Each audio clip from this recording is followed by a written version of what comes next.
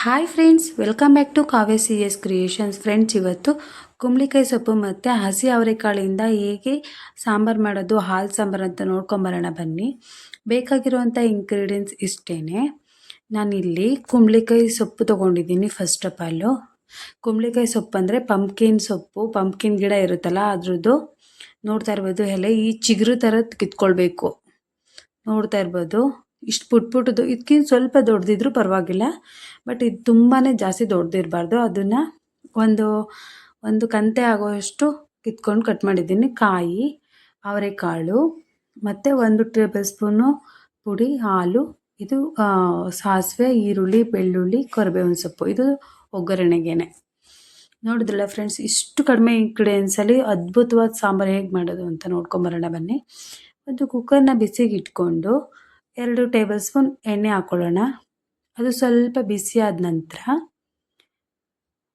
ಕಡಿಮೆ ಲೋ ಫ್ಲೇಮ್ನಲ್ಲೇ ಮಾಡ್ಕೊಳ್ಳಿ, ಪರವಾಗಿಲ್ಲ.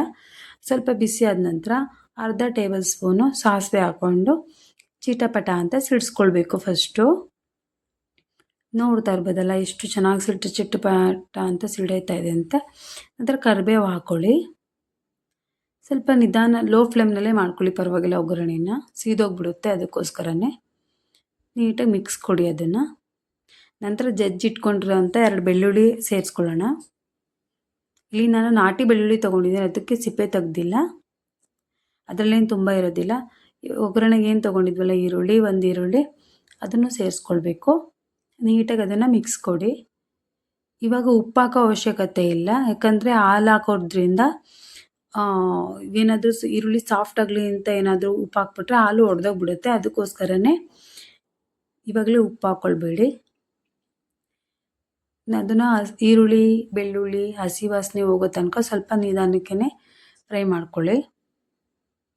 ನೋಡ್ತಾ ಇರ್ಬೋದು ಎಷ್ಟು ಚೆನ್ನಾಗಿ ಅದೆಲ್ಲ ನೀಟಾಗಿ ಎಣ್ಣೆಲಿ ಫ್ರೈ ಆಗ್ತಾಯಿದೆ ಅಂತ.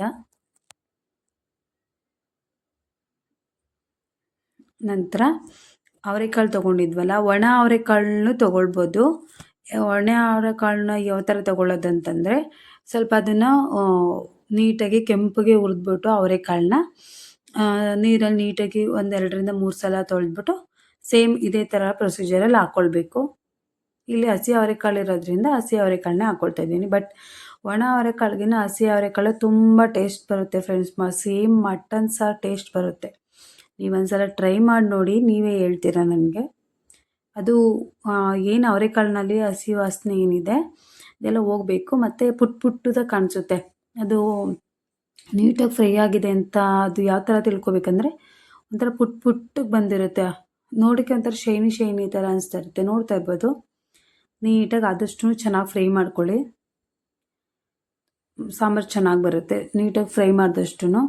ಮತ್ತು ನಾವಿಲ್ಲಿ ಕುಂಬಳಕಾಯಿ ಸೊಪ್ಪು ತೊಗೊಂಡಿದ್ವಲ್ಲ, ಅದನ್ನು ಸೇರಿಸ್ಕೊಳ್ಳೋಣ. ಏನಪ್ಪ ಇಷ್ಟೊಂದಿದೆ ಅಂದ್ಕೊಳ್ಬೋದು, ಬಟ್ ಅದು ಒಗ್ಗರಣೆಯಲ್ಲಿ ಹುರಿದ್ಮೇಲೆ ಅಷ್ಟೇ ಕಡಿಮೆನೇ ಆಗುತ್ತೆ, ನೋಡಿ ಬೇಕಾದರೆ ಮುಂದೆನೇ. ಅದನ್ನು ನೀಟಾಗಿ ನಿಧಾನಕ್ಕೆ ಮಿಕ್ಸ್ ಕೊಡಿ ಚೆನ್ನಾಗಿ.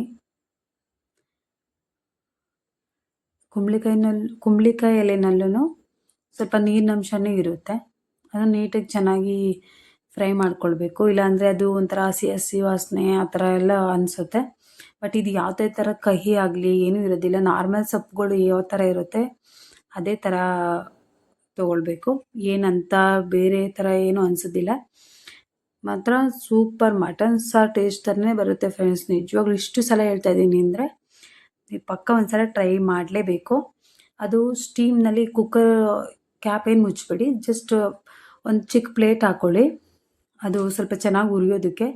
ನೋಡ್ತಾ ಇರ್ಬೋದು ಸ್ವಲ್ಪ ಎಲ್ಲ ಯಾವ ಥರ ಅದು ಅದರಲ್ಲಿ ನೀರೆಲ್ಲ ಯಾವ ಥರ ಬಿಟ್ಕೊಂಡಿದೆ ಅಂತ ಇದರಲ್ಲಿ ಸೊಪ್ಪಿನಲ್ಲಿ ಸ್ವಲ್ಪನೇ ಆ ನೀರು ಸ್ವಲ್ಪ ಚಿಟಪಟ ಅನ್ನೋ ತನಕನೂ ಹುರಿಬೇಕು. ಇಲ್ಲ ಅಂತಂದರೆ ಒಂಥರ ಹಾಲು ಹಾಕೋದ್ರಿಂದ ಇನ್ನೂ ಹಸಿ ವಾಸನೆ ಆಗಿ ಇದಾಗ್ಬಿಡುತ್ತೆ. ಅದಕ್ಕೋಸ್ಕರನೇ ಚೆನ್ನಾಗಿ ಫ್ರೈ ಮಾಡಿದಷ್ಟು ಸಾಂಬಾರು ಚೆನ್ನಾಗಿ ಬರುತ್ತೆ. ಅದಕ್ಕೋಸ್ಕರನೇ ಹೇಳ್ತಾ ಇರೋದು. ಇವಾಗ ನಾನು ಇಲ್ಲಿ 1 ಇಂಚಷ್ಟು ಕಾಯಿನ ಸಣ್ಣದಾಗಿ ಹಚ್ಕೊಂಡು ಹಾಕ್ಕೊಂಡಿದ್ದೀನಿ. ಕೊಬ್ಬರಿನಾದರೂ ಹಾಕ್ಕೊಳ್ಬೋದು, ಹಸಿ ಕಾಯಿ ಆದರೂ ಹಾಕ್ಕೊಳ್ಬೋದು. ಬಟ್ ಹಾಕೊಳ್ದೇ ಇರ್ಬೋದು, ಬಟ್ ವೆರಿ ಟೇಸ್ಟ್ ಇರುತ್ತೆ ಇದನ್ನು ಹಾಕ್ಕೊಂಡ್ರೆ. ಅದು ನಂಚ್ಕೊಳ್ಳೋಕ್ಕೆಲ್ಲ ಮಧ್ಯದಲ್ಲಿ ಕಾಯಿ ಸಿಗ್ತಾ ಇದ್ದರೆ ಈ ಹಾಲು ಇದ್ರ ಮಧ್ಯೆ ಎಲ್ಲ ಸೂಪರ್ ಟೇಸ್ಟ್ ಇರುತ್ತೆ ಫ್ರೆಂಡ್ಸ್. ನಾನು ಇಲ್ಲಿ ಯಾವ ಥರ ಮಾಡ್ತಾಯಿದ್ದೀನಿ ನೀವು ಅದೇ ಥರ ಮಾಡಿ ನೋಡಿ, ನೀವೇ ಹೇಳ್ತೀರಾ ಅಷ್ಟು ಚೆನ್ನಾಗಿ ಬರುತ್ತೆ. ಚೆನ್ನಾಗಿ ಫ್ರೈ ಆದ ನಂತರ ಇವಾಗ ನಾವು ಏನು ಮನೆಯಲ್ಲೇ ಮಾಡಿದಂಥ ಖಾರದ ಪುಡಿ ತೊಗೊಂಡಿದ್ವಲ್ಲ, ಅದಕ್ಕೆ ಸ್ವಲ್ಪ ಒಂದು ಅರ್ಧ ಗ್ಲಾಸಷ್ಟು ನೀರು ಹಾಕ್ಕೊಂಡು ಕಲಸಿ ಹಾಕ್ಕೊಳ್ಳೋಣ ಅಷ್ಟೇ. ಹಾಕ್ಕೊಂಡಾದ್ಮೇಲೆ ನೀವೆಷ್ಟು ಸಾಂಬಾರು ಮಾಡ್ಕೊತಾ ಇದ್ದೀರಾ ಅಷ್ಟು ಹಾಲನ್ನ ಸೇರಿಸ್ಕೊಳ್ಳಿ. ಇಲ್ಲ ಸಾಂಬಾರು ಜಾಸ್ತಿ ಬೇಕು ಅಂತಂದರೆ, ಇನ್ನೊಂದು ಸ್ವಲ್ಪ ಜಾಸ್ತಿ ಬೇಕು ಅಂತಂದರೆ ಸ್ವಲ್ಪ ನೀರು ಸ್ವಲ್ಪ ಹಾಲು ತೊಗೊಳ್ಬೋದು. ಇಲ್ಲ ಅಂತಂದರೆ ಹಾಲನ್ನೇ ತುಂಬ ಹಾಲಲ್ಲೇ ಪೂರ್ತಿ ಮಾಡ್ಬೋದು. ಇಲ್ಲಿ ನಿಮ್ಗೆ ಯಾವ ಥರ ಕನ್ವೀನಿಯೆಂಟ್ ಅನಿಸುತ್ತೆ ಆ ಥರ ತೊಗೊಳ್ಳಿ. ಬಟ್ ಬರೀ ಹಾಲನ್ನೇ ಹಾಕ್ಕೊಂಡ್ರೂ ಸೂಪರ್ ಟೇಸ್ಟ್ ಬರುತ್ತೆ. ಯಾಕಂದರೆ ಹಾಲಲ್ಲೇ ಎಲ್ಲ ಬೇಯೋದ್ರಿಂದ ಮುದ್ದೆಗಾದ್ರಂತೂ ಸೂಪರ್ ಟೇಸ್ಟ್ ಫ್ರೆಂಡ್ಸ್, ನಿಜವಾಗ್ಲೂ ಚೆನ್ನಾಗಿ ಅದು. ಬಟ್ ಉಪ್ಪಂತೂ ಈ ಒಂದು ಲೆವೆಲಲ್ಲಿ ಯಾವುದೇ ಕಾರಣಕ್ಕೂ ಹಾಕೋಕ್ಕೆ ಹೋಗ್ಬೇಡಿ. ಯಾಕಂದರೆ ಹಾಕ್ಬಿಟ್ರೆ ಹಾಲು ಒಡೆದೋಗ್ಬಿಡುತ್ತೆ. ಅದಕ್ಕೋಸ್ಕರನೇ ಇದೆಲ್ಲ ಆಗಿ ನಂತರ ನೀವು ಯಾವ ಕುಕ್ಕರ್ ಕ್ಯಾಪ್ ತೆಗಿತೀರಲ್ವ ಆವಾಗ ಹಾಕ್ಕೊಂಡು ಮಿಕ್ಸ್ ಮಾಡ್ಕೊಳ್ಳಿ ಸಾಕು. ಆವಾಗ ಬೇಯಿಸೋ ಅವಶ್ಯಕತೆ ಇರೋದಿಲ್ಲ. 2ರಿಂದ 3 ವಿಷಲ್ನ ಹೊಡೆಸ್ಕೊಳ್ಳಿ. ಯಾರೆಲ್ಲ ನನ್ನ ಚಾನಲ್ನ ಫಸ್ಟ್ ನೋಡ್ತಾ ಇದ್ದೀರಾ ದಯವಿಟ್ಟು ಸಬ್ಸ್ಕ್ರೈಬ್ ಮಾಡ್ಕೊಂಡು ನೋಡಿ ಫ್ರೆಂಡ್ಸ್. ಒಂದು ಚಿಕ್ಕ ಲೈಕ್ ಕೊಡಿ, ಕಮೆಂಟ್ಸ್ ಮಾಡಿ ನೀವು ಯಾವ ಥರ ಮಾಡ್ತೀರಾ ಅಂತ. ನೋಡ್ತಾ ಇರ್ಬೋದು ಎಷ್ಟು ಚೆನ್ನಾಗಿ ಎಲ್ಲದು ಆ ಸೊಪ್ಪಾಗಿರ್ಬೋದು ಕಾಳು ಎಲ್ಲ ಆಗಿ ಹಾಲಿನಲ್ಲಿ ಎಷ್ಟು ಮಿಕ್ಸ್ ಆಗಿದೆ ಅಂತ ನೋಡ್ತಾ ಇರ್ಬೋದು ಫ್ರೆಂಡ್ಸ್. ನೋಡಿ ಕಾಳೆಲ್ಲ ಬೆಂದಿರುತ್ತೆ, ನೋಡ್ತಾ ಇರ್ಬೋದು ಎಷ್ಟು ಚೆನ್ನಾಗಿ ಬೆಂದಿದೆ ಅಂತ. ಹಾಲಿನಲ್ಲೇ ಬೆಂದಿರೋದ್ರಿಂದ ಚೆನ್ನಾಗಿರುತ್ತೆ ಎಲ್ಲನೂ. ಉಪ್ಪನ್ನ ಹಾಕ್ಕೊಂಡು ನೀಟಾಗಿ ಮಿಕ್ಸ್ ಮಾಡ್ಕೊಳ್ಬೇಕು. ಇವಾಗ ಬೇಯಿಸೋ ಅವಶ್ಯಕತೆ ಇಲ್ಲ ಫ್ರೆಂಡ್ಸ್, ಎಲ್ಲನೂ ಆವಾಗಲೇ ಬೆಂದಿರುತ್ತೆ. ಉಪ್ಪೊಂದು ಹಾಕ್ಕೊಳ್ಬೇಕಷ್ಟೇ. ಇವಾಗ ನೋಡ್ತಾ ಇರ್ಬೋದು ನಿಮ್ಗೆ ಎಷ್ಟು ರುಚಿಗೆ ತಕ್ಕಷ್ಟು ಉಪ್ಪು ನೀವು ಎಷ್ಟು ತೊಗೊಂಡಿರ್ತೀರೋ ಅದಕ್ಕೆ ನೋಡಿ ತಕ್ಕೊಂಡು ಹಾಕ್ಕೊಳ್ಳಿ. ಇನ್ನೇನು ನಿಮ್ಗೇನಾದರೂ ಖಾರ ಕಡಿಮೆ ಅನಿಸಿದ್ರೆ ಸ್ವಲ್ಪ ಖಾರದ ಪುಡಿನ ಕಲಸಿ ಹಾಕ್ಕೊಂಡು ಬೇಯಿಸ್ಕೊಂಡು ನಂತರ ಬೇಕಾದರೆ ಉಪ್ಪು ಆ್ಯಡ್ ಮಾಡ್ಕೊಳ್ಬೋದು. ಚೆನ್ನಾಗಿ ಮಿಕ್ಸ್ ಕೊಡಿ, ಯಾಕಂದರೆ ಉಪ್ಪು ಕೊನೆಯಲ್ಲಿ ಹಾಕಿರೋದ್ರಿಂದ ಅದೆಲ್ಲದಕ್ಕೂ ಹಿಡಿಬೇಕಲ್ವಾ. ನೀಟಾಗಿ ಮಿಕ್ಸ್ ಕೊಡಿ. ಬಟ್ ಉಪ್ಪು ಹಾಕಾದ್ಮೇಲೆ ಯಾವುದೇ ಕಾರಣಕ್ಕೂ ಬೇಯಿಸೋಕೆ ಹೋಗ್ಬೇಡಿ.